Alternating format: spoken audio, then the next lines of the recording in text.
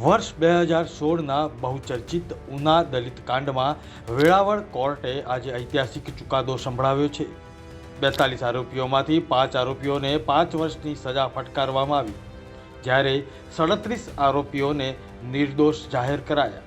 કોર્ટના આ ચુકાદા બાદ પીડિત પરિવારની પહેલી પ્રતિક્રિયા સામે આવી। પીડિત વશરામ સરવૈયાએ આ ચુકાદાથી અસંતોષ વ્યક્ત કર્યો છે। 11/7/2016 રોજ જે મરેલી ગાય ને સિંહે મારેલી હતી એમનું ચામડું ઉતરતા હતા।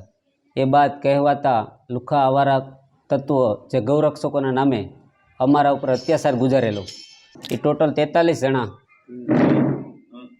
43 જણા જે ઘટના સ્થળે અમારા ઉપર ખૂબ પોલીસના દંડા હતા, લોખંડના પાઇપો હતા, વાયરો હતા અને લાકડીના ધોકાઓ વડે અમને 4 ભાઈઓ, મારા બાપુજી, મારા મા બધા ઉપર અત્યાચાર ગુજારી અને અમને ઉના લઈ જાય અને અમારું ગાડી પાછળ દોરડા વડે હાથ બાંધી અમને અર્ધનગ્ન કરી અને જાહેરમાં અપમાનિત કરીને અમારું સરઘસ કાઢ્યું અને ઉના પોલીસ સ્ટેશનની અંદર કસ્ટડીમાં નાખી અમને, અને આ લોકોએ અમારા ઉપર અત્યાચાર ગુજારેલો।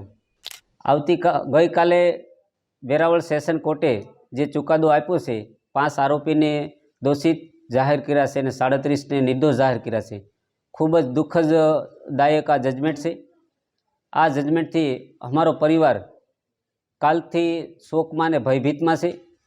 જે લુખ્ખા આવારા અને આતંક મચાવનાર તત્વોને કોર્ટે નિર્દોષ જાહેર કર્યા છે।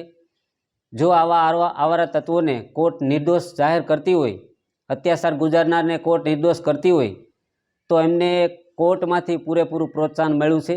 ફરીવાર હુમલાઓ અને આવા કૃત્ય કરવામાં એમને જરા પણ કાયદાનો ડર નહીં રહે અને આવનાર સમયમાં આ દેશ અને આ ગુજરાતની અંદર આતંક મચવામાં કંઈ વાર જ નથી। આવનાર સમયમાં આ જે જજમેન્ટ છે, 5 આરોપી જે છે એમને દોષિત જાહેર કર્યા છે, એમનું જજમેન્ટ છે અને એમને સજા સુનાવશે। એ સજા કેટલી અને કયા પ્રકારની કેટલી કલમ સાબિત થાય છે એ મુજબ અમે જજમેન્ટ કઢાવી અને અમારી તૈયારી હાઈકોર્ટ અને સુપ્રીમ કોર્ટ સુધી લડવાની તૈયારી છે। આ કેસની અંદર રાજકીય લોકો પણ અમારા ઘરે આવી ગયેલા, આશ્વાસનો આપેલા અને સરકારી વકીલોની નિમણૂક કરેલી દીપેન્દ્ર યાદવ, એ બાદ એની કેસ અમારો છોડી દીધો। એ બાદ અમારા કેસમાં ખૂબ અમે મુશ્કેલીમાં મુકાણા। એ બાદ દીપેન્દ્ર યાદવ પછી કેતનસિંહ વાળાએ આ કેસમાં સરકારે એમની નિમણૂક કરી અને એનો કેસ ચલાવ્યો।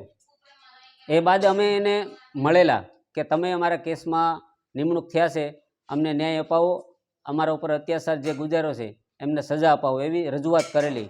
પરંતુ એ સમયે એની કેતનસિંહ વાળાએ કીધેલું કે તમે કેવી આરોપીને અમે સજા આપી દઈ અને બીજાને અમે નિર્દોષ જાહેર કરેલું। પરંતુ અમે કીધું કે પુરાવા કોર્ટમાં રજૂ કરી જુબાનીઓ આપીને આપણે આગળ વધી અને કેટલા લોકોને સજા પડે, એટલે એ મુજબ એની કોર્ટની અંદર પણ કાંઈ કાર્યવાહી કરી નહીં। આજે પરિણામ ખૂબ નબળું આવ્યું છે, એટલે સરકારી વકીલોથી કાંઈક અમે નિરાશ થઈ અને ક્યાંક ને ક્યાંક કોર્ટના ચુકાદાથી પણ આજે અમે નિરાશ થઈ। હા, એ 10 વર્ષ વીતી ગયા છે અને ખરેખર જે કાલે એક માનો કે જજમેન્ટ આપ્યું છે જજ સાહેબે, જે ખરેખર અમારા માથે અન્યાય થાય ત્યારે અમે બ્રાહ્મણવાદ કહીએ છીએ। જે ખરેખર બ્રાહ્મણવાદ કહીએ છીએ ને, એ બધાય બ્રાહ્મણો ન હોય, પણ આવા જે સરકારના લુખ્ખા તત્વો આવા અન્યાય કરે ને એને આ છોડી દેવામાં આવે ને, એને અમે બ્રાહ્મણવાદ કહીએ છીએ। અને અમારે યારે અન્યાય થયો છે કે અમે 10 વર્ષથી લડતા હતા, છતાં અમને આમાં ન્યાય મળ્યો નથી અને 5 જણાને જે સજા કરી છે એને લુખ્ખા તત્વો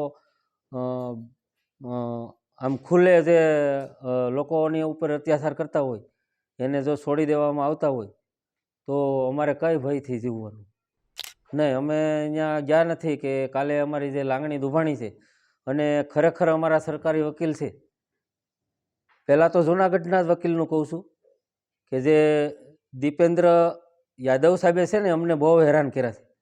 જો અમારા સમાજના સરકારે વકીલ રાખેલા હોય, અમારા સમાજના હોવા છતાં એને અમને 2-3 વાર હેરાન કર્યા અને અમારા કેસની અંદરમાં બધું આવું હકાવ્યું, એને મૂકી દીધો। પછી કેતનસિંહ વાળા સાહેબે અમને આવું ઓફર કરી હતી કે તમે કયો એ એટલા જણાને હું સજા દઈ દઉં, 10-8 જણાને।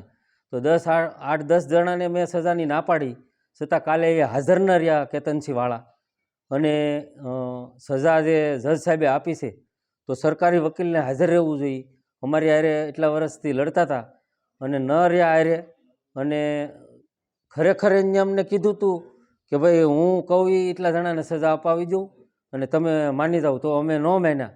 છતાં એ કાલે હાજર ન રહ્યા અને આવી રીતથી જે અમને અમારી ઉપર અન્યાય થયો છે, તો અમે સરકારને પડકારીએ છીએ કે અમે હાઈકોર્ટમાં જવાના છીએ અને આવા લુખ્ખા તત્વો જો અમારી હારે આવો અન્યાય કર્યો હતો તો બીજાની હારે આવો અન્યાય ન થાય. અને ખરેખર અમે લડવાના છીએ. સુપ્રીમમાં જવાની, હાઈકોર્ટથી સુપ્રીમ સુધીની અમારી તૈયારી છે. પીડિતો જણાવી રહ્યા છે કે 37 આરોપીઓ નિર્દોષ છૂટતા તેમને ન્યાય મળ્યો હોય તેવું લાગતું નથી. માત્ર અસંતોષ જ નહીં પણ પીડિત પરિવારે પોતાની સુરક્ષાને લઈને પણ ગંભીર સવાલો ઉઠાવ્યા. પરિવારે આશંકા વ્યક્ત કરી છે કે આટલી મોટી સંખ્યામાં આરોપીઓ નિર્દોષ છૂટ્યા બાદ તેમના પર અને પરિવાર પર જોખમ વધી શકે છે. એટો સેશન્સ કેસ નંબર 8, 18, 9, 18 અને 11, 18ના કામે સમઢિયાળા ખાતે જે બનાવ બનેલ તેની આજરોજ કેસ ચાલી અને જજમેન્ટ આવેલ છે, જેમાં સરકાર પક્ષે રજૂ થયેલા પુરાવાઓ અને રેકર્ડ આધારિત જે જુબાનીઓ થઈ હતી, મેડિકલ એવિડન્સ હતા, તેના આધારે નામદાર કોર્ટે આ કામમાં કુલ 41 આરોપીઓ હતા.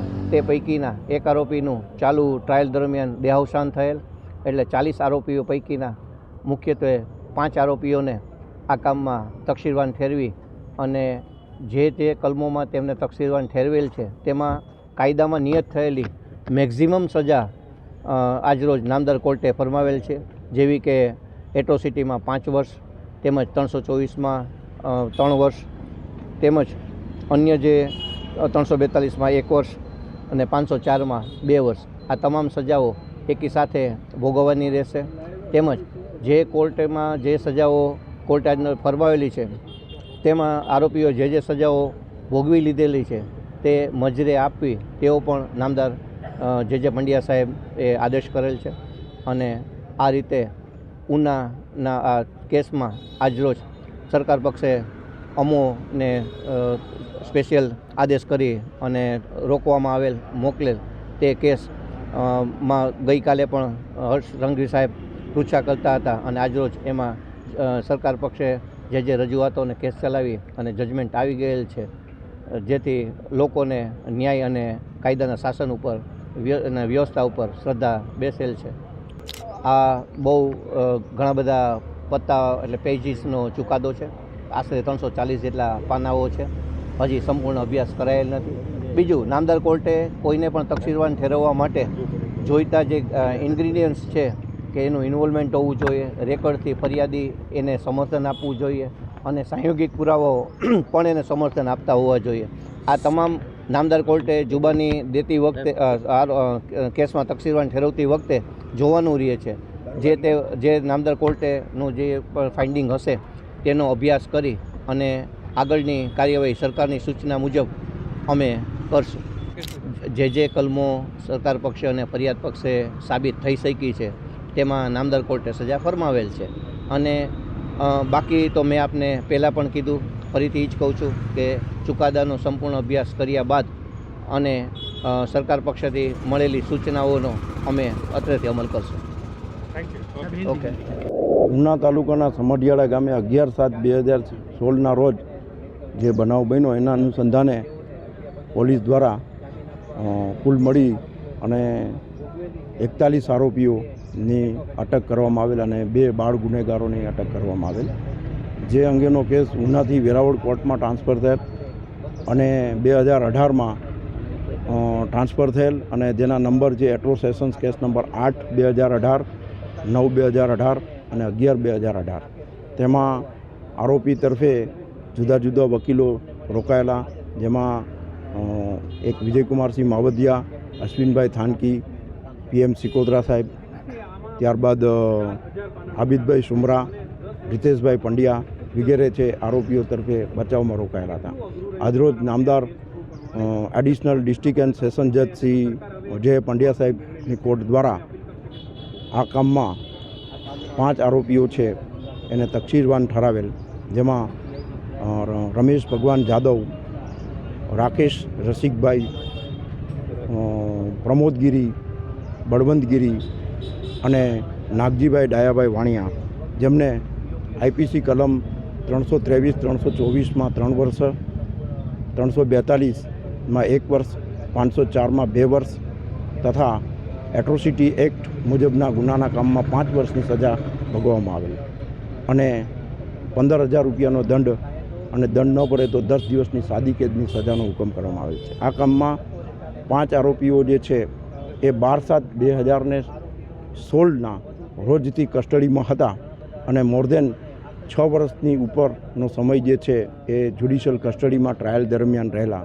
તેમને આ તમામ સજાઓ છે એકી સાથે ભોગવવી અને આ જે સજાઓ જે છે જેટલો સમય કસ્ટડીમાં રહેલ છે એ પણ મજરે આપવાનો હુકમ કરેલ છે. બાકીના તમામ આરોપીઓ જે 35 આરોપીઓ છે એ તમામ આરોપીઓને નિર્દોષ ઠરાવી છોડી મૂકવાનો હુકમ કરેલ છે અને આ CRPC કલમ 437 ક મુજબ 15,000ના જામીન ભરપાઈ કરવાનો હુકમ કરવામાં આવેલ છે. લાંબી કાનૂની લડાઈ બાદ આવેલો આ ચુકાદો અત્યારે સમગ્ર ગુજરાતમાં ચર્ચાનું કેન્દ્ર બન્યું છે. શું પીડિત પરિવાર આ ચુકાદાને ઉપરની કોર્ટમાં પડકારશે? તે જોવું રહ્યું. બ્યુરો રિપોર્ટ, મુંબઈ સમાચાર.